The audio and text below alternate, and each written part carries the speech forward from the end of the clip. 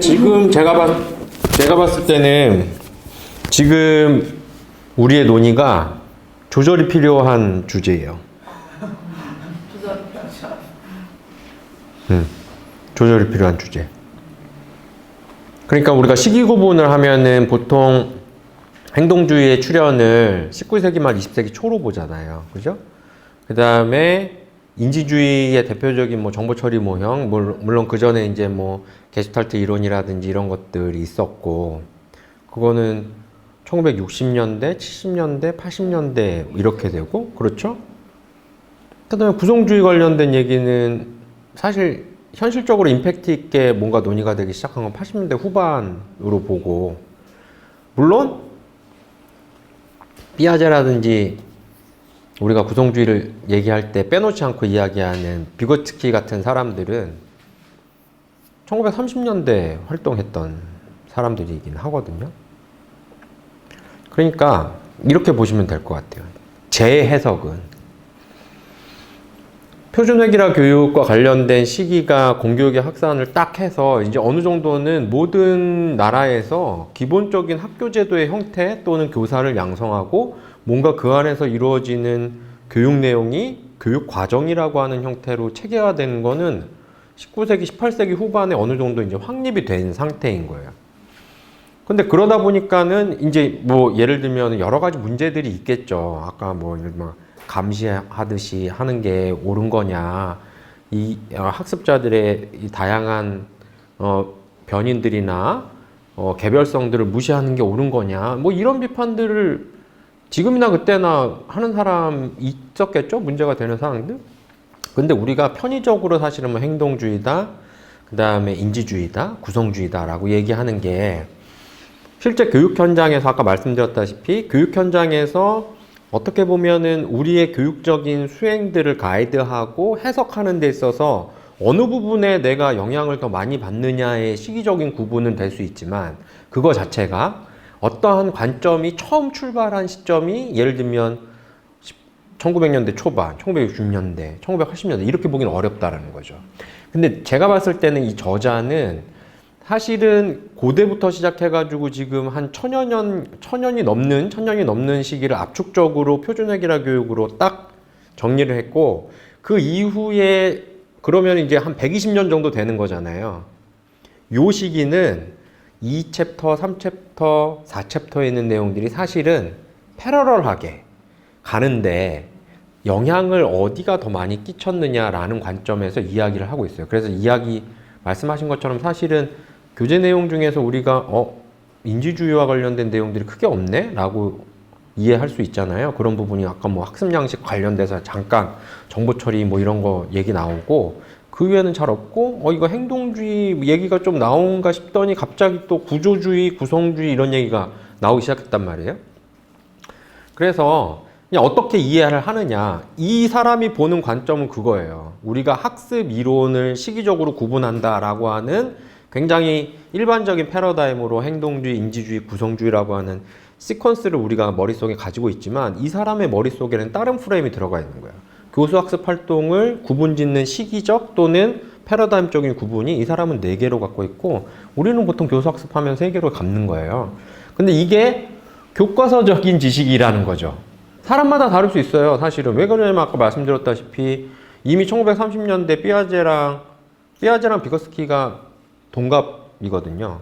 같은 해에 태어났어요. 그래서 한 명은 일찍 죽고 한 명은 60년대, 70년대까지 활동을 하고 비거스키의 저작을 1930년대에 나온 저작들이 있었어요. 그러니까 그 사람의 생각이 이후에 예를 들면은 소련 체제에서 예를 들면 이거는 약간 소련에서는 이 비거츠키의 저작들을 금서로 지정했거든요. 공산주의 사상에 위배되는 내용들이 들어가 있다라고 해가지고 이걸 금서로 지정을 하고 읽지 못하게 했어요. 그러다가 소련이 붕괴되고 러시아로 변했잖아요. 막 주변 CIS 국가들 독립을 하게 되고 그러면서 금서로 지정되어 있었던 비거스키의 저작들을 나름 우리가 쉽게 말하면 80년대, 90년대에 그 불온서적 관리하듯이 했던 책들이 해금 조치가 되면서 밖으로 나오면 이게 이제 어디에 영향을 끼쳤냐면은 북유럽에 먼저 영향을 끼쳤어요. 핀란드라든지 가깝잖아요, 러시아랑. 네. 핀란드라든지 이런 데에서 책을 읽다 보니까는 이게 소련의 1930년대, 40년대 저작물인데 지금 우리가 고민하고 있는 관점들을 굉장히 뭔가 설명해 주는 게 있다. 그래서 이게 영어권으로 번역이 된 게 80년대 초반 중반이에요. 비고스키의 저작이. 그러니까 사실은 실제 비고스키가 생각을 정리했던 시기와는 한 50년 정도의 차이가 있는 거죠. 예.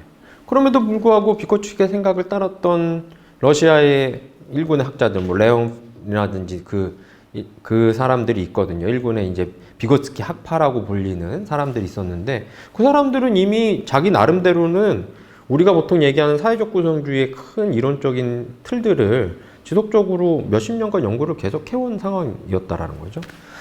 그래서 이제 수용자 입장에서 이게 나한테 어떤 이론이나 어떤 해석이 언제 들어왔느냐로 볼 게 아니라 사실 어떻게 보면은 그러면 1930년대를 놓고 보더라도 이미 행동주의적인 요소, 구조주의, 구성주의적인 이야기, 게슈탈트 학파의 인지주의적인 얘기가 동시대에 지금 교수학습을 설명하기 위한 논의의 장에 이미 있었다라는 거죠. 비고츠키랑 누구예요? 피아제는 둘이 서신으로 공방도 했어요. 논문에 대해서. 피아제의 논문에 대해서 비고츠키가 비판하고 비고츠키의 저작에 대해서 피아제가 비판하고. 그 당시에 이미 이제 우리는 뭐 굉장히 러시아 사람 그다음에 한쪽은 프랑스에 있었으니까 뭐 둘이 떨어져 가지고 뭐 1930년대에는 그런 학술적인 논의가 그냥 여기 영역에서만 이루어졌게 그렇지 않다라는 거예요. 이미 대륙을 넘어서 논의들이 진행이 됐다. 그런 내용들. 근데 사실은 여기서 조금 제가 느끼기에 핵심은 뭐냐 하면 정합성이라는 개념이거든요. 내적 정합성. 학습은 내적 정합성을 확보하고 발전시키는 일이다. 라는 이 관점을 어떻게 이해하느냐에 따라서 사실은 지금 여러 가지 맥락적인 부분들을 우리가 좀 해석을 할 수가 있는데 사실은 내가 봤을 때는 피지컬 사이언스를 물리과학으로 지금 번역을 해서 그렇죠? 그냥 자연과학이라고 보시면 될 것 같아요. 그죠? 물리과학이 아니라 그러니까 자연과학계 내에서 그러니까 우리가 인문사회계열이랑 대비되는 그러면 뭐 예를 들면 1800년대 후반에 어쨌든 과학 분야에 있어서 뭔가 관점의 변화 같은 것들이 좀 있었다. 그러면서 뭐 언급되는 게 뭐 진화론 얘기도 좀 나오고 뭐 다이나믹과 관련된 뭐 이런 얘기들도 좀 나오고 근데 이걸 정확하게 자연과학계의 어떤 변화라고 우리가 그 특징을 이해할 수 있는지 그리고 이 변화가 사람을 보는 데 영향을 끼쳐서 교육에 대한 변화적인 어떤 관점을 추동했다. 이렇게 이제 뭔가 연결고리가 쭉 있어야 되는데 그걸 어떻게 이해했는지가 좀 궁금해요. 그 항상성이라는 개념 혹시 아신가요? 예를 들면 우리의 체온 있잖아요. 체온이 정상 온도가 몇 도이죠? 그러니까 예를 들면 거기서 3, 4도가 올라가면 생명이 위험하잖아요. 또 3, 4도가 밑으로 떨어지면 또 생명이 위험하죠. 그러니까 전체적으로 예를 들면 퍼센테이지로 따지면 10% 왔다 갔다 하는 게 우리 인체에는 엄청나게 치명적인 변화인 거예요. 그죠? 근데 주가 예를 들면 10% 떨어졌다고 나라가 망하거나 그러지는 않잖아요. 그죠? 항상성이라고 하는 건 일정한 상태를 유지하려고 하는 속성인데 이게 유기체가 공통으로 갖고 있는 속성이라고 하는 거예요. 그죠? 그러니까 무슨 얘기냐면 사람은 기본적으로 지금 현재 내가 있는 상태를 유지하고자 해요. 근데 동화와 조절의 기제는 뭐냐 하면 외부로부터 지금 뭔가 새로운 정보가 들어오는 상황을 얘기하는 거예요. 예를 들면 잔잔한 호수의 이미지를 한번 떠올려 보세요. 그럼 나는 여기서 그냥 조용히 있고 싶어. 물결 파도 치지 않고 그냥 가만히 있고 싶은 게 모든 유기체의 속성이라는 거예요. 그런데 누가 자꾸 돌멩이를 던져요. 근데 그 돌멩이를 던지는데 그 돌멩이가 내 품 안에 그냥 들어오면 동화예요. 내가 품을 수 있어. 내가 갖고 있는 경험이나 지식을 가지고 외적인 자극을 충분히 해석해서 적절한 반응을 할 수 있어. 그러면 동화가 되는 거예요. 그걸 동화라고 해요. 그런데 조절은 뭐냐 하면 돌덩이가 너무 크든지 이게 돌이 아니라 폭탄이어가지고 뭔가 내 구조적인 변화, 여기서 말하는 구조는 인지주의적인 관점에서 보면 멘탈 스트럭처죠. 스키마의 변화를 필요로 하는 거예요. 내가 이미 가지고 있던 관점이나 지식이나 정보의 체계로는 해석이 안 되는 자극이기 때문에 외부 자극을 해석을 하려면 내가 기존에 갖고 있던 걸 바꿔야 된다는 거예요. 그래서 좀 전에 말씀드렸던 아까 우리가 시기 구분을 어떻게 할 것이냐 학습 이론의 발전 단계를 뭐 좀 60년대, 80년대를 기점으로 인지주의와 구성주의를 한다. 근데 그거는 그렇게 정리를 할 수 있는 하나의 가능성일 뿐이지 그거 자체가 팩트, 완전히 이거는 교과서적으로 이건 팩트다라고 얘기할 수는 없는 거예요. 저쪽 다른 관점에서 봤을 때는 무슨 소리냐. 구성주의, 인지주의의 모태가 됐던 피아제, 비거츠키의 논쟁이라든지 아니면 게슈탈트 학파들의 논문은 이미 1930년대 행동주의와 같이 논의가 됐었다. 그러면은 이거는 패러럴하게 봐야 되는 문제구나. 학습이론의 발전 과정. 이렇게 볼 수도 있다라는 거죠. 근데 그걸 수용을 하려면 내가 시퀀스하게, 프로시저럴하게 발달 과정을 봤던 관점을 패러럴한 관점으로 바꿔야 된다라는 거예요. 그래야만 지금 이 챕터 구분이 어느 정도 이제 완벽하게 이해가 안 되더라도 이게 터무니없는 시도는 아니구나라는 형태의 판단에 이를 수 있다라는 거죠. 이건 뭐예요? 이게 조절이죠. 이게 조절이에요. 근데 이런 상황들이 왜 일어나느냐? 결국 우리가 얻고자 하는 건 뭐예요? 품든지 내가 바꾸든지 해서 항상성을 유지하려고 하는 거예요. 내가 바꾸고 나면 그러면 나중에 어떤 논문에서 1930년대를 기준으로 봤을 때 학습이론과 관련된 여러 분파의 논의들은 사실은 공존하고 있었다라는 문맥이 있어도 그래 그때 우리 세미나 시간에 그런 관점이 있을 수도 있다라는 거 한번 얘기했었지. 이거 포용의 대상이 되는 거예요. 동화의 대상이 되는 거예요. 한번 조절하고 나면. 그죠? 근데 다른 영역에 있어서는 또 조절이 되겠죠. 예를 들면은 뭐 제가 교육공학 전공이지만 상담과 관련된 어떤 이론을 봤을 때는 처음엔 이론 이해가 안 되고 교육공학적 관점에서 봤을 때는 이거는 조금 논쟁 또는 재해석의 여지가 있는데 라고 볼 수 있는 것들이 얼마나 많아요. 다른 영역들에. 동화 조절을 통해서 결국 하고 싶은 건 뭐냐? 항상성을 유지한다. 근데 그게 여기서는 제가 봤을 때는 내적 정합성을 유지하고 발전한다라고 표현된 것 같아요. 그러니까 정합성을 유지한다라는 거는 외부적인 요구나 상황에 맞춰서 내가 정합해야 되잖아요. 거의 일관적이어야 되잖아요.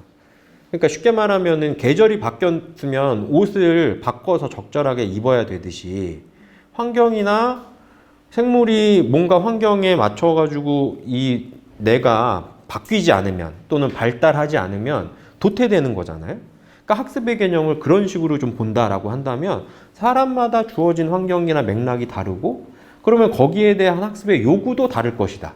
내적 정합성을 하기 위해서 어떤 것에 포커스를 맞추고 어떤 것이 그 학습에 있어서 의미가 있을 것이냐라고 하는 것은 표준획이나 모형에서 얘기했다시피 전문가가 사전에 세팅한 형태로 모든 학습자들에게 공통적으로 주어질 수 있는 형태는 아닐 것이다 라는 게 개별 진정성 교육의 출현의 맥락이라고 하는 거죠. 저는 그렇게 이해를 했어요. 그 부분을. 그러면은 학습자로서의 그러다 보니까 학습자의 주체성에 대한 관점도 바뀌게 될 것이고 그 다음에 주어진 상황이 사람한테 영향을 끼칠 테니 그럼 이 학습자의 상황은 어떠냐. 그래서 이제 오우센틱이라고 하는 게 뭐냐 하면 사실은 진정성이라고 여기서는 번역이 됐지만 그냥 있는 거예요. 주변에 이게 페이크가 아니라 실존하고 있는 주변의 맥락, 환경, 정보 그렇죠? 예. 가상으로 주어지는 게 아니라 표준획일화 교육에서는 모든 사람한테 다 통일이 돼야 되니까 가상의 사례가 나오는 거예요. 가르칠 때. 그렇죠? 그런데 예를 들면 당장 내일 무언가를 해야 되는 아이들에게 있어서는 오늘 그 삶의 맥락 자체가 학습의 과제고 그게 오우센틱한 태스크가 되는 거죠. 그래서 그런 식으로 조금 이제 약간의 틀을 좀 잡으시면 틀을 잡고 2-1장은 다시 한번 읽어보세요. 네, 2-1장을 좀 빠르게 쭉쭉쭉 해가지고 빠르게 다시 한번 읽어보시면 좋겠다.